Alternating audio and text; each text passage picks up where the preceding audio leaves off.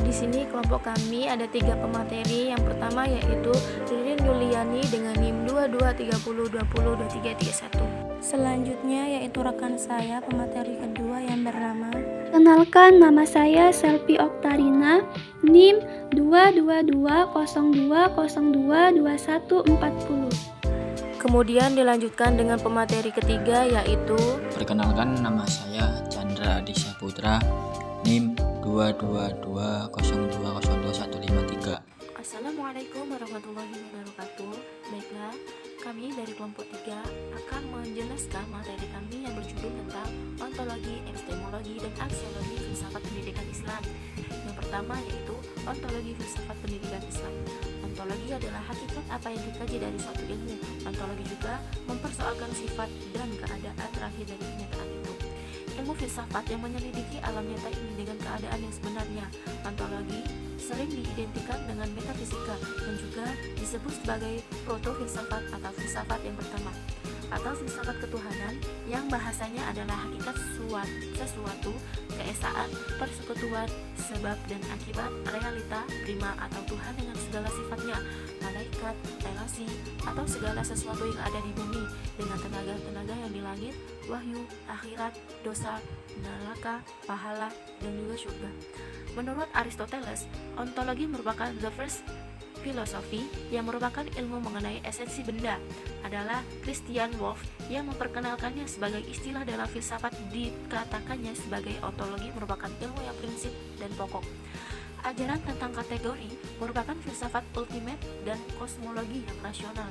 Secara ontologis, kesimpulan filsafat pada umumnya telah sampai pada kesimpulan tentang adanya sebab utama atau causa prima dari adanya sesuatu. Selanjutnya yaitu macam-macam aliran dalam filsafat ontologi, diantaranya 1. Yaitu monisme, kedua materialisme, ketiga idealisme, keempat dualisme, kelima pluralisme, keenam agnotisme, dan yang terakhir yaitu nihilisme. Selanjutnya yaitu ruang lingkup kajian ontologi dalam pendidikan Islam.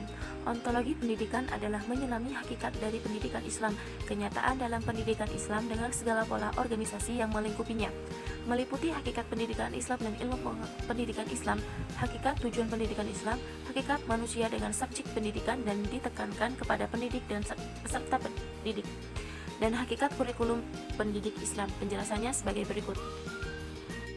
Yang pertama yaitu hakikat pendidikan Islam dan ilmu pendidikan Islam.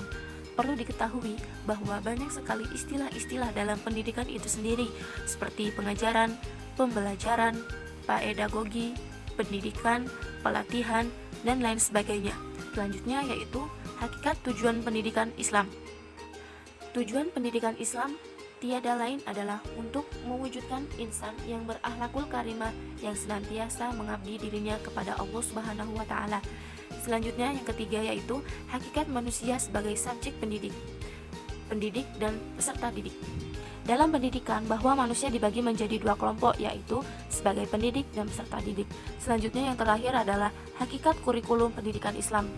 Menurut Arifin, kurikulum sebagai seluruh bahan pelajaran yang harus disajikan pada proses pendidikan dalam suatu sistem institusional pendidikan. Selanjutnya yaitu B. Epistemologi filsafat pendidikan Islam. Secara etimologis, istilah epistemologi berasal dari bahasa Yunani yang terdiri dari kata episteme dan logos. Kata episteme berarti pengetahuan, sedangkan kata logos berarti kata, pikiran, percakapan, atau ilmu.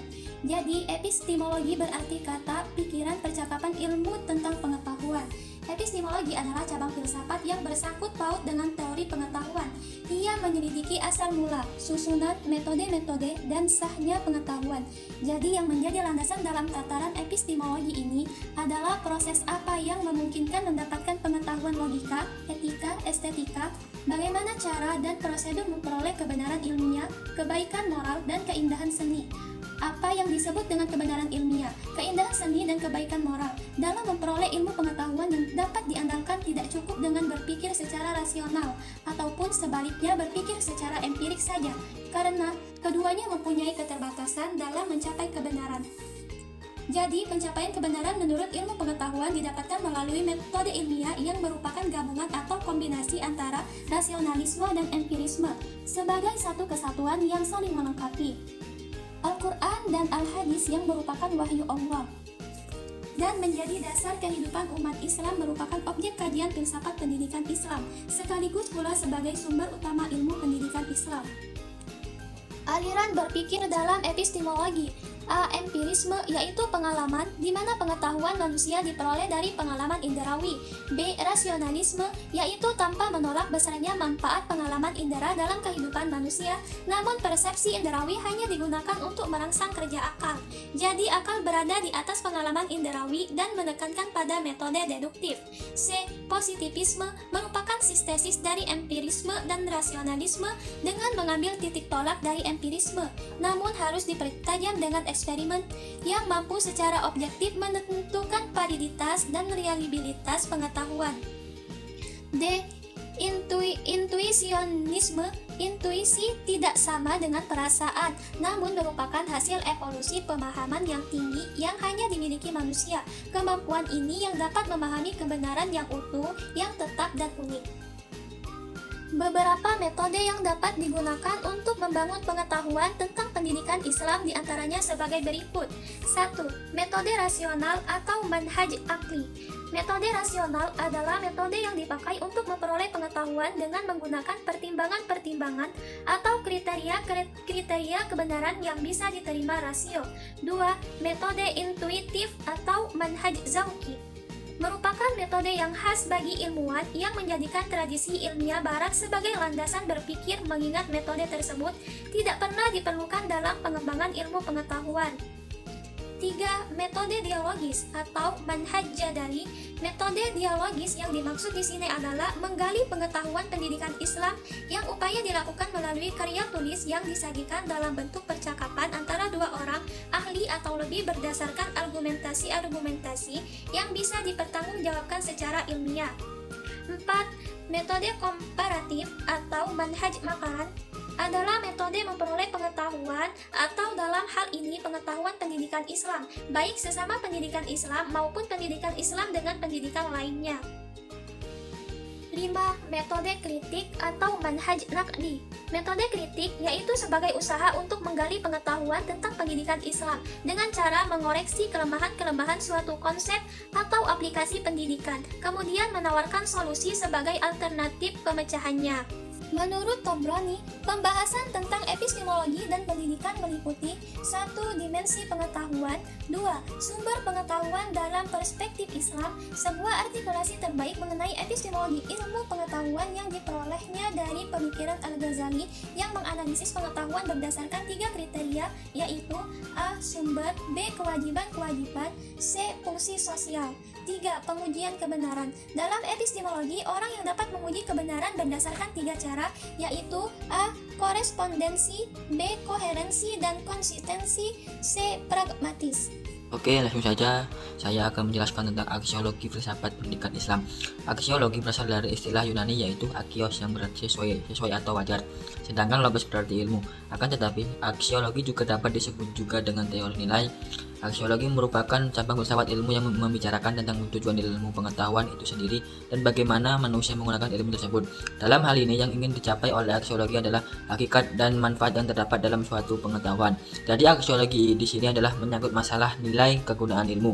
Dewasa ini istilah akios yaitu nilai dan logos. Teori istilah ini sebenarnya lebih akrab dipakai dalam istilah filosofi. Adapun aksiologi dalam Kamus Bahasa Indonesia, aksiologi adalah kegunaan ilmu pengetahuan bagi kehidupan manusia atau kajian tentang nilai, khususnya etika. Adapun konsep yang ditawarkan dalam kajian ini adalah untuk memahami tentang nilai dari diadakannya pendidikan Islam.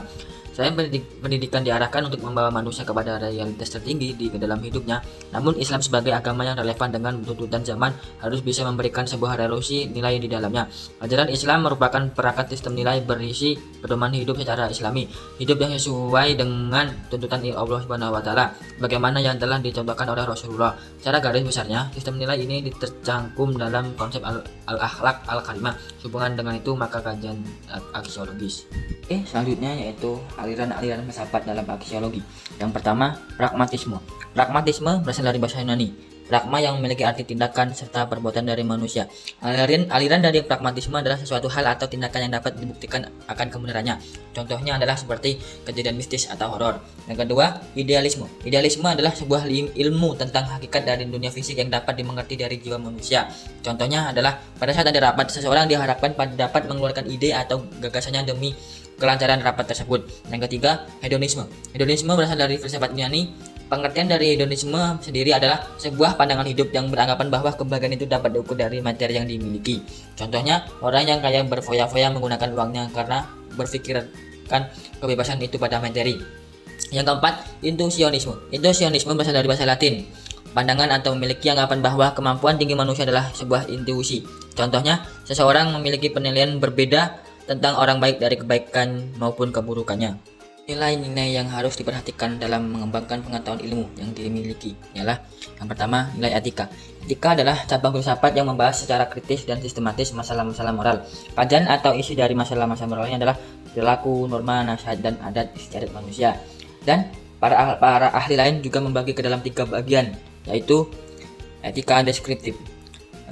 Etika deskriptif ini menguraikan dan menjelaskan kesadaran dan pengamalan moral dari norma dan konsep-konsep etis secara deskriptif. Yang kedua, etika normatif.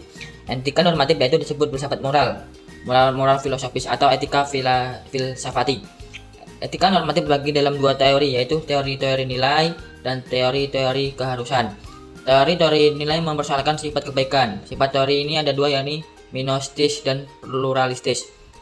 Yang ketiga yaitu Mateatika. Mateatika baru muncul pada abad ke-20 yang secara khusus menyelidiki, menetapkan arti serta makna istilah normatif yang diungkapkan lewat pernyataan-pernyataan etis yang membenarkan atau menyalahkan suatu tindakan. Yang kedua yaitu nilai estetika. Estetika merupakan bidang studi manusia yang membahas tentang nilai keindahan. Keindahan mengandung arti bahwa di dalam diri segala sesuatu terdapat unsur-unsur yang tertata secara tertib dan harmonis dalam satu kesatuan hubungan yang utuh menyeluruh.